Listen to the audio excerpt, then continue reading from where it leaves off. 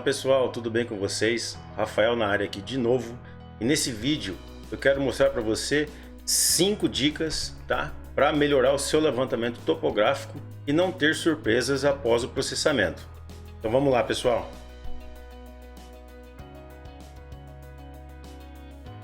Bom pessoal, a primeira dica que eu quero dar é quanto à área desejada a ser levantada, tá? O que acontece? Eu tenho recebido muitos pedidos, tá? Em que o cara determina ali a área a ser levantada, tá? Vamos dizer assim, ele quer levantar um terreno, então ele marca os 4 cantos do terreno, vai lá, faz o voo e manda processar. Aí depois do resultado eu recebo um e-mail falando, olha, poxa, os cantos do meu desenho não ficaram legais, não ficaram bons, poder reprocessar de novo. E o que eu digo, pessoal, é que não dá para processar de novo. E o porquê que isso acontece? Eu vou mostrar para vocês aqui, ó. Eu vou mudar minha tela, tá?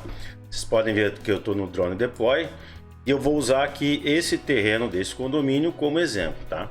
Então o que eu fiz aqui exatamente, pessoal? Eu delimitei, ó, vocês podem ver aqui que eu delimitei exatamente na extremidade do muro aqui, tá? Na extremidade do muro lateral aqui de baixo, tá? E aqui embaixo a mesma coisa, ó, o muro tá vindo aqui, então eu usei exatamente essa delimitação. Coloquei uma altitude de voo de 120 metros, tá?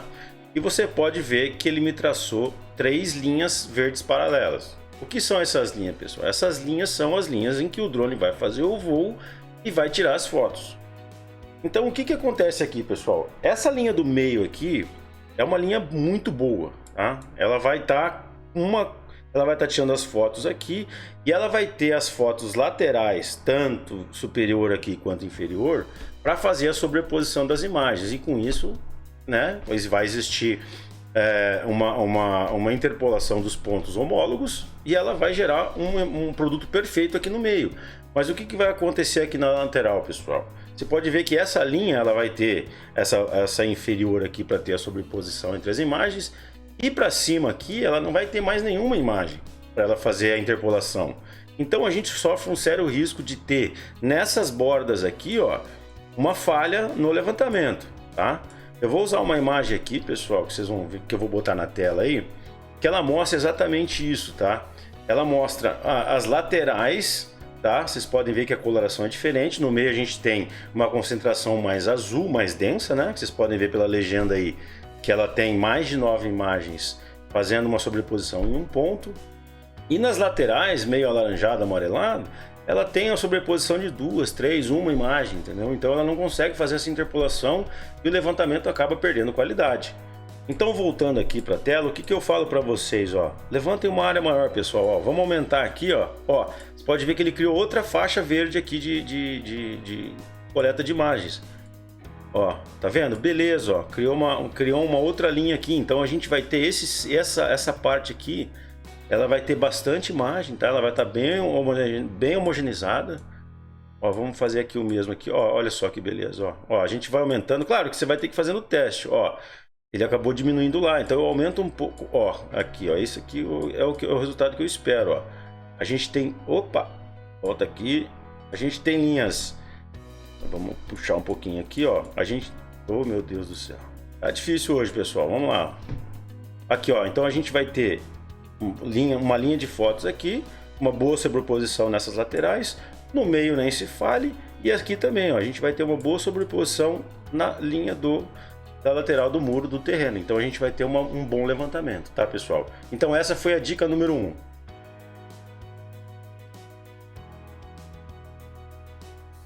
Pessoal, vamos para a dica número 2 então, que é sobre sombras no seu produto, na sua ortofoto.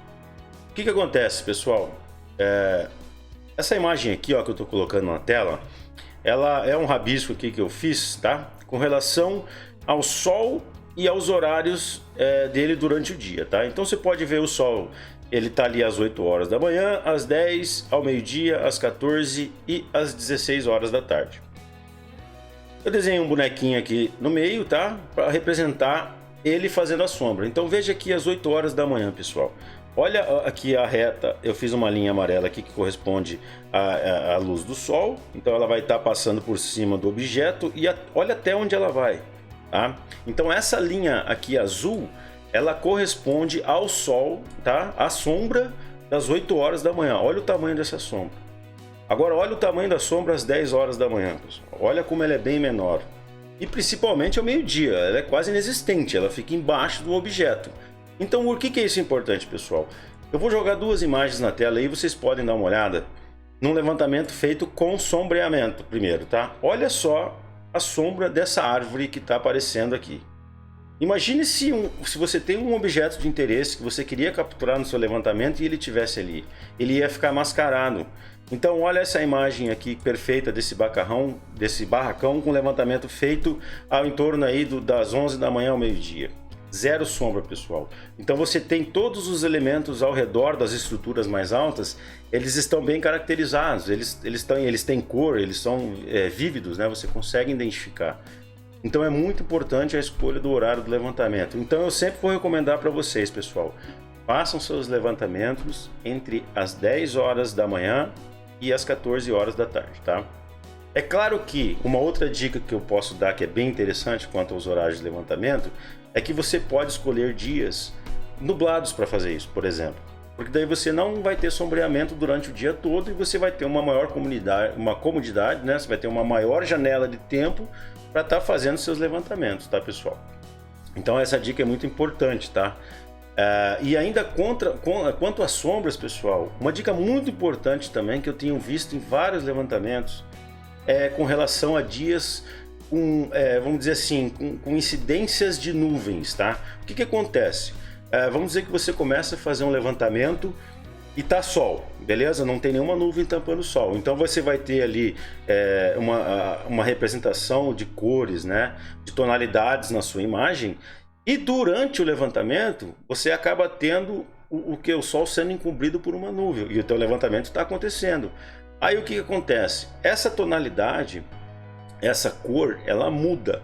Então quando você gera um produto, você acaba tendo algo muito desuniforme e não fica legal, tá? Não fica legal para apresentar para o teu cliente. Então, pessoal, essa é a dica número 2 com relação a sombras, ok? Vamos para a dica número 3.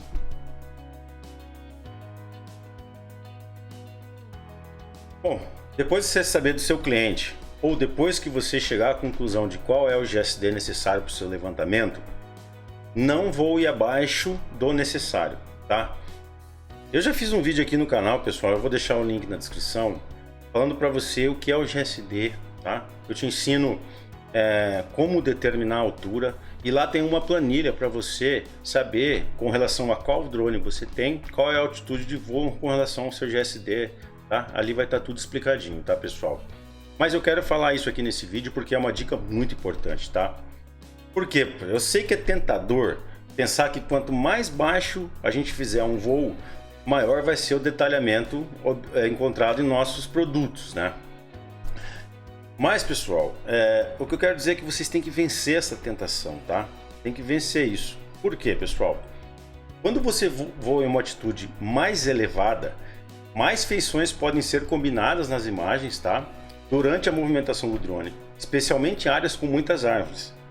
E também em áreas urbanas, o voo alto melhora o resultado, pois os telhados dos edifícios, das edificações, eles vão ter uma texturização bem mais definida, tá, pessoal?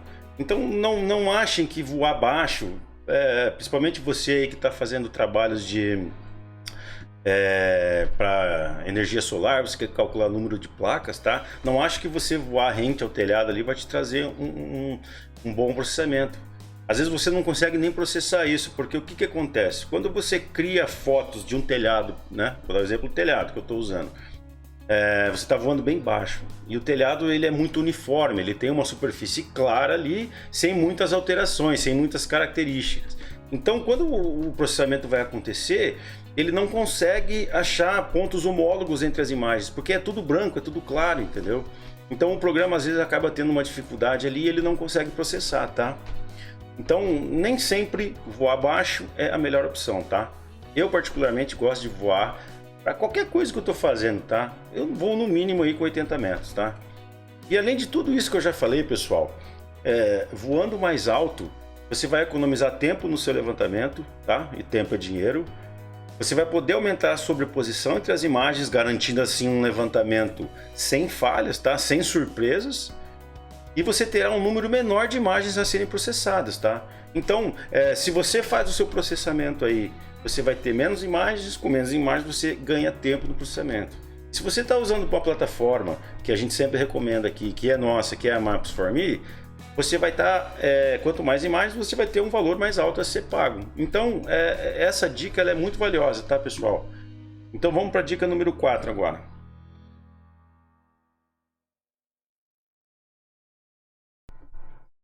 Pessoal, dica número 4 agora com relação aos ventos, tá? Quando você vai fazer um levantamento topográfico, tá ventando muito, a tendência do drone é ele ficar tentando estabilizar a câmera, tá? E quanto maior o vento, maior a dificuldade do drone em criar essa estabilização, tá? Então o que você pode ter quando acontece isso? Você pode ter imagens desfocadas e também você pode ter o efeito do arrastamento. Eu vou pôr uma imagem aqui para vocês verem um exemplo do que é o efeito arrastamento, tá?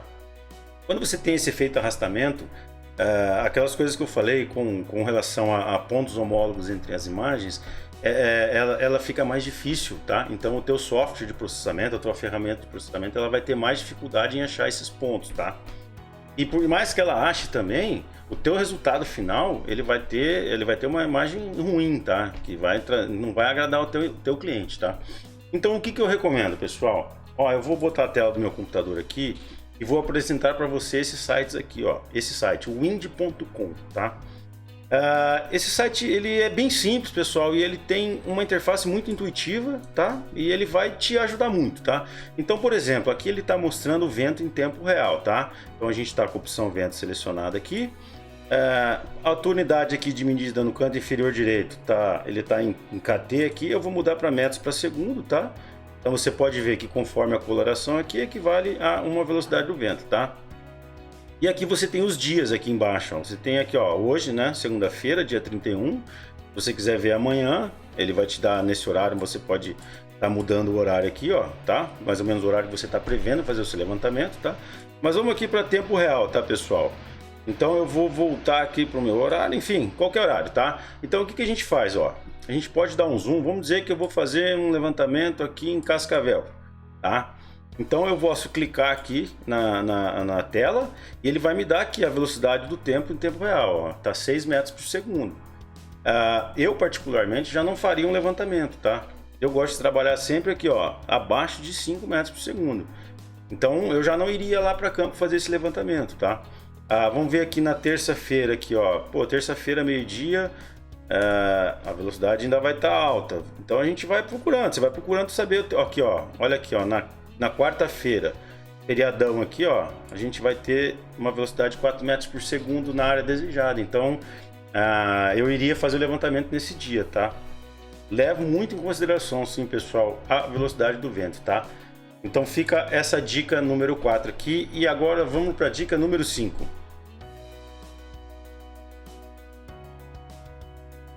Galera, dica número 5. A gente vai falar de sobreposição de imagens, tá? Basicamente, pessoal, quando a sobreposição aumenta entre as imagens, maior o número de feições que podem ser combinadas entre elas, tá? O que tem acontecido, pessoal? Eu tenho visto em alguns levantamentos, tá? E o pessoal me mandando e-mail depois do processamento falando, porra, Rafael, o meu levantamento veio com falhas, né? Veio com buracos dentro ou nas laterais, né? O que está acontecendo, né? Então, o que eu falo, pessoal? Você tendo uma boa sobreposição entre as imagens, né? Você vai ter aquilo que a gente já falou anteriormente, né? Você vai ter uma maior identificação entre os pontos homólogos entre as imagens, né? Então a reprodução daquele ponto homólogo ele vai ter mais qualidade, tá? E ele vai evitar falhas. O que o pessoal faz? Às vezes você vai fazer um levantamento e você só tem uma bateria, ou você tem 3 baterias, mas você vai levantar uma área muito grande. Então você está ali configurando a altura de voo que você já terminou e você vê que você acaba precisando de mais baterias do que você tem. Então o que a pessoa faz? Ela acaba diminuindo a sobreposição, tá? Para ela conseguir otimizar o levantamento. E aí que ela acaba errando, tá, pessoal? Eu vou dar um exemplo aqui para vocês, tá? De como fazer isso no Drone Deploy, tá? Bem facinho, pessoal. Olha só. Vamos lá para a tela do computador. Então a gente está aqui naquele mesmo levantamento da outra dica que eu dei, tá? Então o que a gente vai fazer, pessoal? A gente vai clicar ali na aba Advanced, tá? E você vai ver que ele está aqui na configuração automática. Então o que ele fala? Atualmente você está tendo uma sobreposição frontal de 75% e na lateral você está tendo 65%. Esse é o número que eu recomendo no mínimo também, tá, pessoal? Você pode ver que o próprio Drone Deploy está recomendando isso, né? E eu também estou recomendando por experiência e pelo que eu vejo de resultados na nossa plataforma, tá?